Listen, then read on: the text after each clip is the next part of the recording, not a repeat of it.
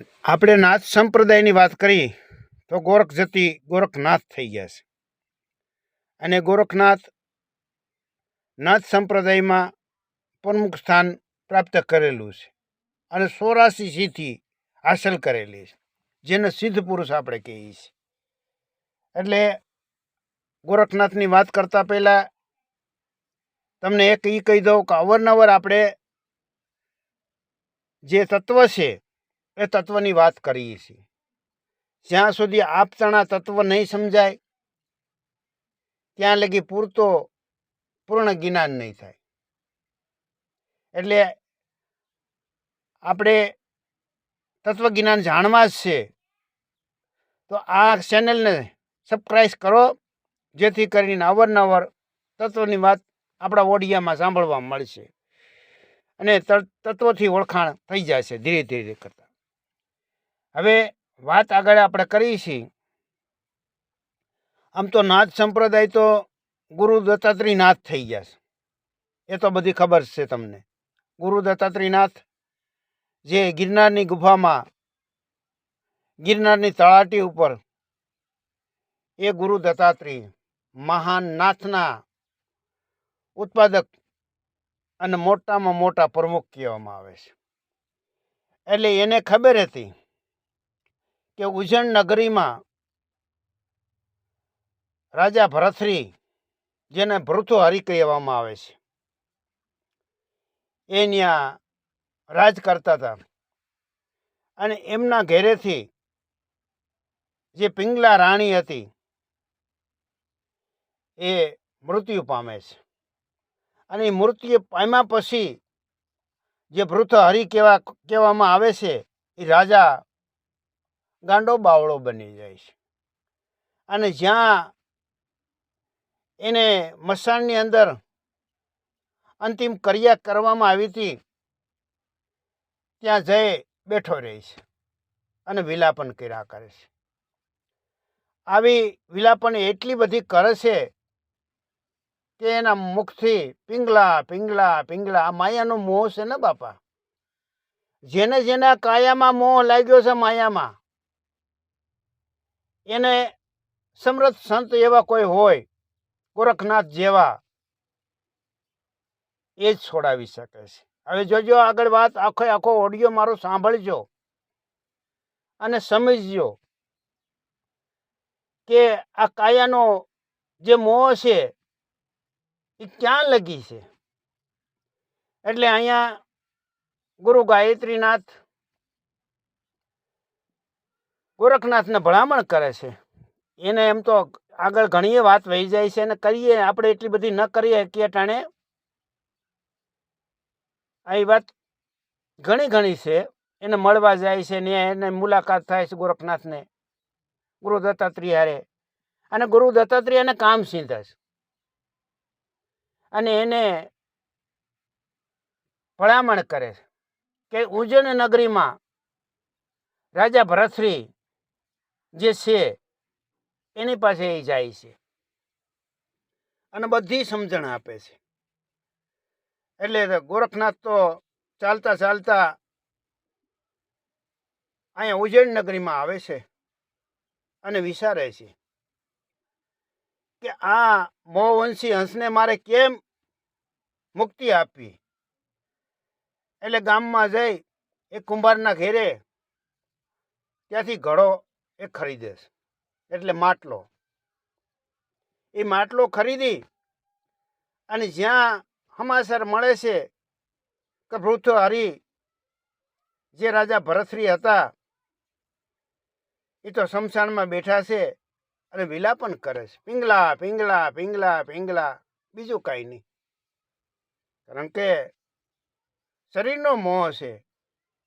જ્યાં સુધી શરીર સ્વસ્તિક ને સારું છે ને ત્યાં લગી આ દુનિયામાં મોહ મટે એમ નથી. માયા જેને કહેવામાં આવે છે, આ કાયા અને માયા, આ મોહ ક્યારે મટે? કે જ્યારે એવો કોઈ માલમી મળી જાય અને જ્ઞાનથી સમજાવી દે ત્યારે એનો મોહ મટે છે. આગળ પૂરેપૂરો સાંભળજો. એટલે એ માટલો લઈ ગોરખ જતી તો જ્યાં ભૃતૃહરિ બેઠા છે, રુદન કરે છે, વિલાપન કરે છે, ત્યાં દૂરથી એ જોવે એમ આ ગોરખ જતી માટલાને પસાડે છે અને ફોડી નાખે છે. રાજા ભરતરી જોવે છે કે સાધુએ માટલો ફૂટી ગયો છે, સાધુનો માટલો ફૂટી ગયો કે એટલે આ તો માટલાની વિલાપના કરવા મળે ને રોવા મળે છે, રોદન કરે છે ને પોક મૂકે છે કે હાય હાય હવે મારે શું કરો, મારો માટલો તૂટી ગયો, કટકા થઈ ગયા, બટકા થઈ ગયા, મને કોઈ માટલો જે છે એવો ને એવો કરી આપો. આવી રીતે વિલાપન કરે છે. રાજા ભરતરી તો એની સામું જોઈ છે એટલે પોતાનું દુઃખ ભૂલી જાય છે કે એક સામાન્ય માટલો અને આટલો બધો વિલાપન આ જોગી કરે છે, અને ખબર નહીં હોય, અને જ્ઞાન નહીં હોય, અને કાંઈ ખબર પડતી જ નથી લાગતી. એટલે પોતે ઉઠી અને ગોરખ જતી પાસે જાય છે. હવે ગોરખ રડે છે, એમાં રાજા ભરતરી એમ કહે છે, એ ભાઈ હું કામ રોવો છો? તો કે મારો માટલો ફૂટી ગયો. અરે ભાઈ, માટલો માટીનો છે, એમાં વિલાપન કરવાનું ન હોય. એટલે ત્યારે જે ગોરખ જતી કહે છે કે તમને આ માટીનો લાગે છે તો પછી તમારી જે પિંગલા મરી ગઈ છે અને એનીમાં રુદન કેટલા વર્ષોથી કરો છો અને વિલાપન કરો છો, એ માટીની જ હતી, તો આટલું બધું વિલાપન કેમ? તમારી પિંગલા એવી પિંગલા તો અનેક મળી જાય એમ છે, પણ આ માટીનો ઘડો મારા જે ફૂટી ગયો છે એ પાછો મળે એમ નથી. એટલે મને કોઈ માટીનો ઘડો લઈને આપે તો મને શાંતિ થાય. એ કે ભાઈ બીજો મળી જાય, ખોટું વિલાપન કરોમાં, આ ઘડામાં કાંઈ એટલી લાંબી કિંમત નથી, કુંભારની આ જાય તો આગળ પાછો લઈ આવી. તો કે કાંઈ વાંધો નહીં, તમે લઈ આવો, પણ એક વાત તમને એ કરી દઉં, જો મને માટલો લઈને આપો તો તમને તમારી પિંગલા હોત આપો પાછી, અને એ બદલામાં તમારે મને હું આપવું? તે ભરથુહરિ કહે છે, હે મહાત્મા, જો મારી પિંગલા તમે પાછી ઊભી કરી દો તો અડધું રાજ્ય તમને આપી દો. કાંઈ વાંધો નહીં, આ શરતે બંધાય છે. એટલે અહીંયા ઘડો આપે છે, ઘડાનું દ્રષ્ટાંત છે ખાલી, આ દાખલા દ્રષ્ટાંતથી સંતો મહંતો સમજાવે છે.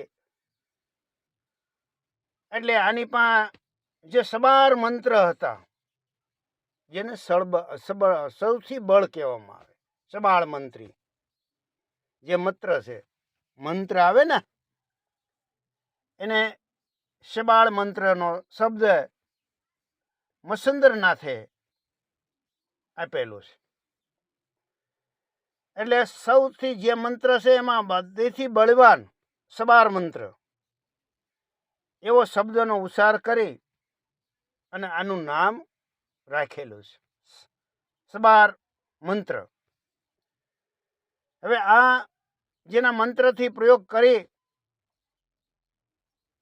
અને અનેક પિંગલાઓ બનાવી દે છે. એટલે ગોરખ જતી કહે છે, હે રાજન, આમાંથી જે તમારી પિંગલા હોય એને ઓળખી લ્યો.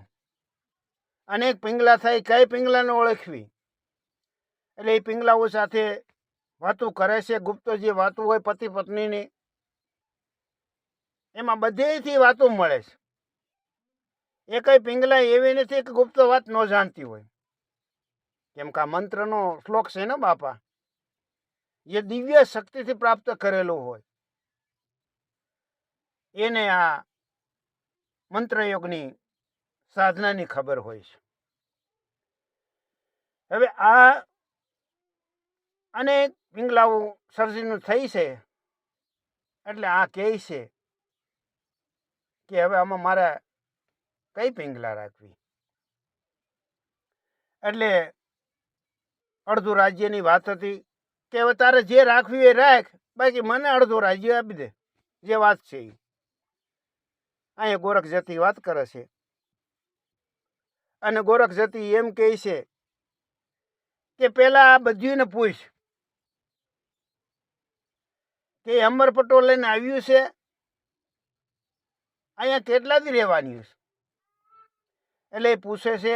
એટલે સામેથી પટરાણીઓ કહે છે કે મેં આજ નહીં તો કાલે અમારો આ જે દેહ છે એ અસ્તિત્વમાં નહીં રહી, માટે મોહ મૂકી દો.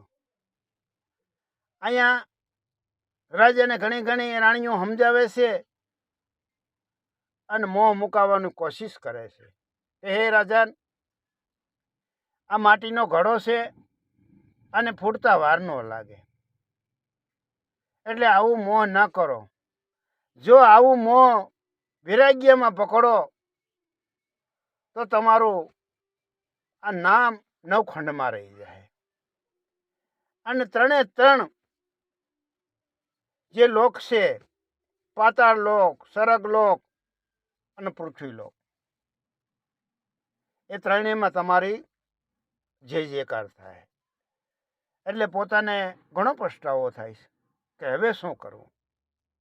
એટલે એ પોતે પગમાં પડી જાય છે ગોરખનાથના અને માફી માંગે છે. હે મહાત્મા, આ મોહમાંથી મુક્ત મને કરાવો અને આમાંથી છોડાવો. એટલે મહાત્મા તો કહે છે કાંઈ વાંધો નહીં, તારે છૂટવું છે ને, તો ચાલો આપણે નગરીમાં જઈએ. અને નગરીમાં જઈ અને આંટો મારી અને પછી નીકળીએ. એટલે એ નગરીમાં જાય છે. એ નગરીમાં જઈ પોતાને વિચાર આવે છે કે હવે તો મને આ ઉજળ લાગે છે, હવે મારું મન માનતો નથી. એટલે પોતાનો ભાઈ વિક્રમ રાજા હતો ઉજ્જૈન નગરીનો. એ વિક્રમ રાજાને બધું સુપ્રત કરે છે કે હવેથી રાજપાટ તું બધું ચલાવી લે, મારે તો જોગી ભેગું જવાનું છે, એટલે હું તો જાઉં છું. એટલે બધાને ખબર પડે છે નગરમાં, અને જોગીનો માન સન્માન જાળવવા માટે બધા સેવકોને હાજર કરી દઈશ, એટલે સૈનિકોને હાજર કરે. પછી રાજા વિક્રમ એમ કહે છે કે મારા ભાઈએ ભરતું હરીએ ઘણા સમયથી ખાધું પીધું નથી ને શરીર દુબળું પડી ગયો છે. એ મહાત્મા 2-4 દી અહીં રોકાઈ જાઓ, કંઈક ખોરાક લઈને શરીરને હુશ આવ્યા પછી તમે લઈ જાઓ તો સારું રહે. મહાત્મા એ વાતને માન રાખી અને થોડાક દિવસ રોકાઈ જાય છે અને પછી અહીંયાથી રજા લે છે. આ રસ્તામાં ચાલતી પકડે છે, ઉજ્જૈની નગરી છોડી દીધી છે અને રસ્તામાં જતા જતા વિચાર કરે છે ગોરખનાથ, હે ભૃતુહરિ, આ પાછો મનની અંદર વેરાગ નહીં જાગે ને સંસારનો? તો કે નહીં, હું જે ઘરેથી નીકળ્યો છું ઘરે પાછો ના આવું. તો કે પાકો? તો કા જે પિંગલા છે એ ઘરે હું કરશે? આનું મોહ તમને નહીં મટે. માટે જો મને પરીક્ષામાં તમે પાસ પડી જાઓ તો જ હું તમને જુનાગઢ લઈ જાઉં અને ગુરુ દત્તાત્રેયના દર્શન કરાવું.